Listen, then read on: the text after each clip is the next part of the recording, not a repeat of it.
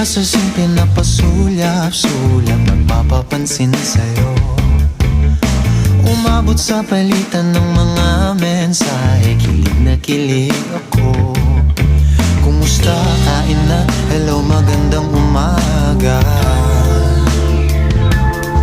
Ingat ka, pahinga, huwag kang masyadong magpupuyat pa. Naramdaman ng puso na dahan-dahan akong nahuhulog sa'yo. Sa kada araw natin na pag-uusap, meron nang namumuo. Ngunit di ko na alam kung anong patutunguhan. Ang hiling ko lang naman na itong naramdaman.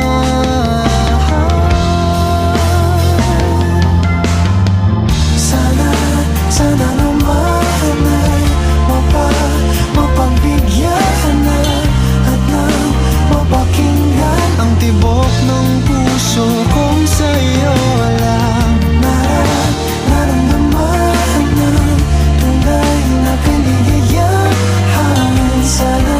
Sana naman mapagbigyan ng tibok ng puso.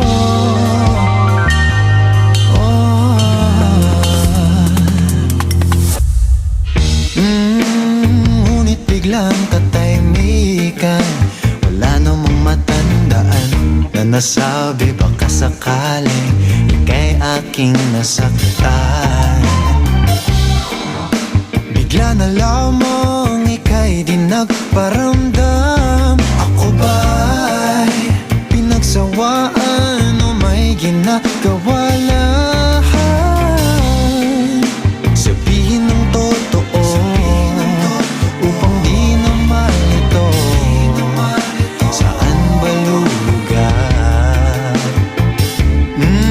Dahil di ko na alam kung anong patutunguhan. Ang hiling ko lang naman na itong naramdaman.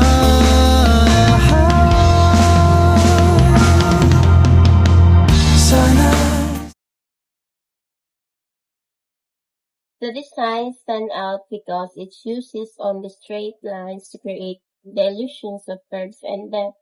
The rotated inner square adds a sense of movement and complexity, contrasting with the simplicity of the outer square.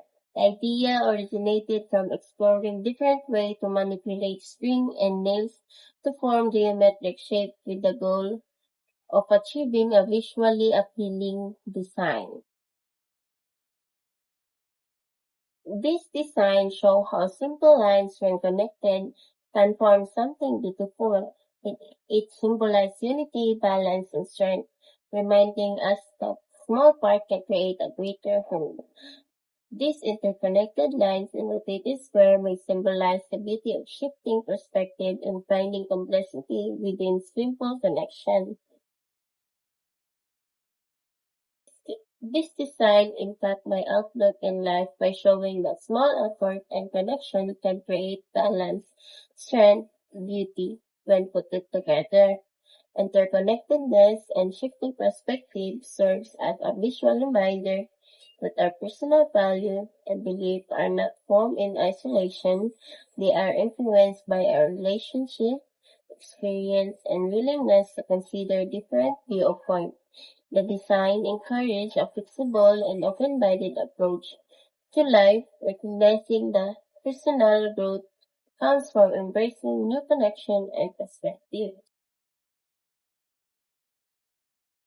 By strategically incorporating this element, the geometric design can transcend its abstract nature and become a meaningful representation of life's various aspects.